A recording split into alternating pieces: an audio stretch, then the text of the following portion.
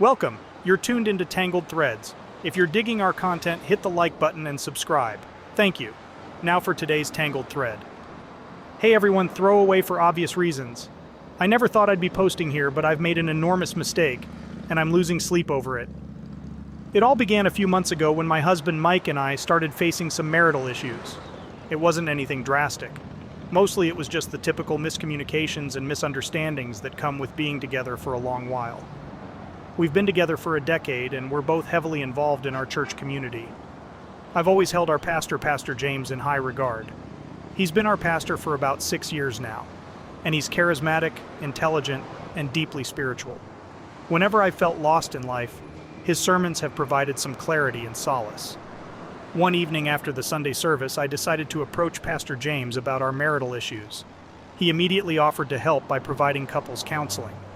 At first, Mike and I attended together, but after 2 sessions, he couldn't make it due to his work.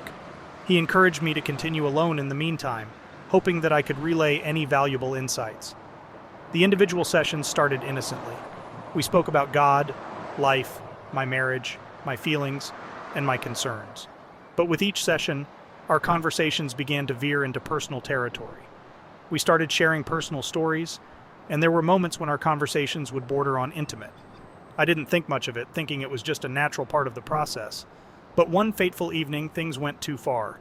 I had just recounted a particularly painful memory from my past, and I was crying, feeling vulnerable. Pastor James approached me, offering comfort, and before I knew it, his touch became intimate, and we slept together in his office. I can't believe it happened.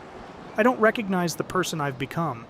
I had always prided myself on being loyal, committed, and spiritual. How did I end up crossing such a huge boundary? After the incident, I left his office in a daze, the weight of guilt pressing down on my chest. I've avoided going to church for the past 2 weeks, using all sorts of excuses. Every time I think of what we did, I feel sick to my stomach. I can't look at myself in the mirror. I've been having nightmares, waking up drenched in sweat, terrified of the looming consequences. Mike has been concerned about my sudden mood shifts, but I've just attributed it to stress. Now here's where I need advice. I'm drowning in guilt and want to confess to Mike about the affair. I believe in the sanctity of our vows, and even if the consequences are severe, I feel he has a right to know. But I'm scared, terrified even. Mike loves our church, and he respects Pastor James. If I tell him, I don't know if he'll want to leave me or if he'll lose faith in both our church and God. Furthermore, I'm also afraid of how he might confront Pastor James.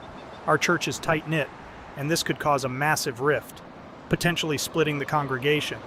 Please, if anyone has been through something similar or can offer any advice, I'm desperate. Should I confess my sin to my husband, potentially ruining our marriage, his faith, and our church community? Or should I bear this heavy burden alone, hoping time will heal? What's the right thing to do? Here are some of the responses that she received. Response 1. I've been a part of church communities my entire life, and it breaks my heart to read stories like this. When we enter the house of God, there's an inherent trust that we should not betray. Both you and Pastor James are at fault, but as a married woman, you have a responsibility to your husband and your vows. It is not only about confessing to Mike, but also seeking God's forgiveness. Remember Proverbs 28:13. Whoever conceals their sins does not prosper, but the one who confesses and renounces them finds mercy. You may have made a mistake, but redemption is about owning up to it and making it right. I'll be praying for your soul. Response 2. Wow, just wow. Did you really think that airing out your dirty laundry here was a good idea? First off, what you did was messed up. There's no sugarcoating that. I'm not even religious, and even I can see how this situation is all kinds of wrong. You betrayed your husband and jeopardized an entire church community. You need to own up to your actions, face the music, and deal with the consequences. And honestly, you should probably look for another church. Response 3. First, I want to say that I empathize with your emotional turmoil. We all, in our human frailty, make mistakes. However, this is a big one. It's not just about an affair. It's about trust, respect, and community. You've broken sacred boundaries both with God and with your husband. While I understand the complexities of emotions, it's crucial to remember that actions have consequences. You must confront this situation with honesty and integrity, even if it means facing unpleasant outcomes. Healing starts with acknowledgement. Here is her first update. Hey everyone. First of all, I wanted to thank those of you who took the time to comment on my last post. While some responses were hard to read, I knew deep down that I had to confess to Mike about my affair with Pastor James. I told Mike about 2 weeks after I posted here. His reaction wasn't what I expected. There wasn't an outburst of anger or rage. Instead, he just sat there listening with a look of disbelief on his face. His silence felt louder than any words he could have uttered. By the time I finished, tears welled in his eyes, and he just left the room. Initially, he was quiet, almost unnervingly so. We continued living under the same roof, but it felt like walking on eggshells every day. Slowly, though, I noticed a shift. Mike has been coming home later than usual. There's been more than one occasion when I've called him and he hasn't answered, only to come home well past midnight. His emotional distance is palpable. It's not just that he hasn't been intimate, he's gone completely cold. There hasn't been a hug, a touch, or even a comforting look. I catch him staring off into the distance a lot, lost in thought, and every time I approach him, he recoils. I have so many fears running through my mind. Is he having an affair out of revenge? Is he numbing his pain at a bar somewhere? I remember him once mentioning a colleague from work, Sarah, who had gone through a divorce, and he felt so bad for her. Now I can't help but wonder if he's confiding in her or worse. Additionally, Mike hasn't attended church since my confession. I know he's deeply hurt, and his faith has been shaken. Maybe he's looking for another church or seeking spiritual solace elsewhere. But that unknown just amplifies my anxiety. The house feels like a ticking time bomb, and I'm scared it's about to explode. I desperately want to make amends and heal our relationship, but with each passing day, the chasm between us grows wider. Please, if anyone has been through a similar situation or has advice on how I can navigate this delicate situation, I need help.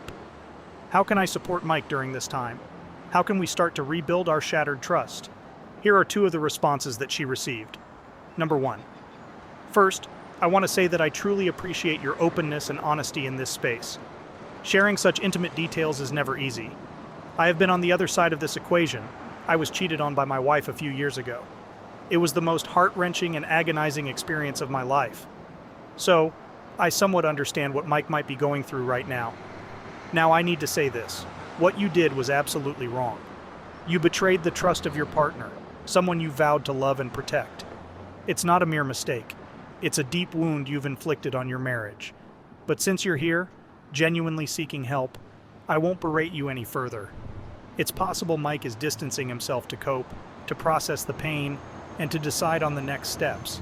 Everyone has their own way of dealing with trauma and heartbreak, and maybe this is his way. It's crucial that you respect his space and process. What you can do is continually reassure him of your remorse, willingness to make amends, and commitment to the relationship. Consider seeking professional counseling, both individually and as a couple. This will help you understand the depth of the pain you've caused and provide Mike with tools to heal and decide whether he wants to rebuild the relationship. Remember, it's not about pushing him to forgive, but allowing him the space to decide what he needs. I wish you both the best, no matter the outcome. Number 2, blessings to you, sister. As a fellow Christian, it's painful to read how you've strayed from the path God set for marriage. Infidelity is a grave sin, and you've not only hurt your partner, but have also tarnished the sanctity of the bond you both shared. However, the very essence of our faith is redemption and forgiveness. We are all flawed, and every one of us has moments of weakness. The real test is how we rise after we fall. Your guilt and remorse are evident, and it's clear you want to make amends. Your husband, Mike, is in a place of deep pain. His distancing from you and possibly from the church indicates the depth of his heartbreak. Understand that his trust in you, in marriage, and perhaps